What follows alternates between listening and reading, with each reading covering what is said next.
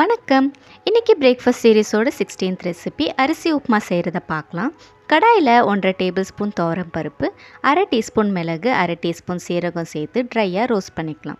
இது கூட 1 கப் பச்சரிசியை சேர்த்துக்கலாம். இதை கழுவி தண்ணியை வடிகட்டிக்கோங்க. ரோஸ்ட் ஆன அப்புறம் ஆற வச்சு மிக்சர் ஜாரில் கொரன்னு அரைச்சிக்கலாம்.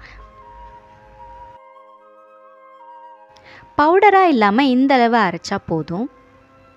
கடாயில் 1 டேபிள் ஸ்பூன் தேங்காய் எண்ணெய், 1/2 டீஸ்பூன் கடுகு, 1/2 டீஸ்பூன் உளுந்து, 1/2 டீஸ்பூன் கடலைப்பருப்பு, 1 காஞ்ச மிளகாய், 1 பச்சை மிளகாய், 1 கொத்து கருவேப்பிலை, 6 சின்ன வெங்காயம், 1/4 டீஸ்பூன் பெருங்காயம் சேர்த்து வறுத்துக்கோங்க.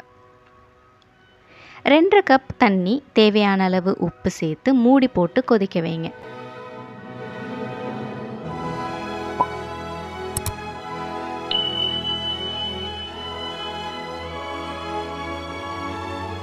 நல்லா கொதிக்கும் போது பவுடர் பண்ண பச்சரிசி மிக்ஸ்சரை சேர்த்து கிளறி விடுங்க.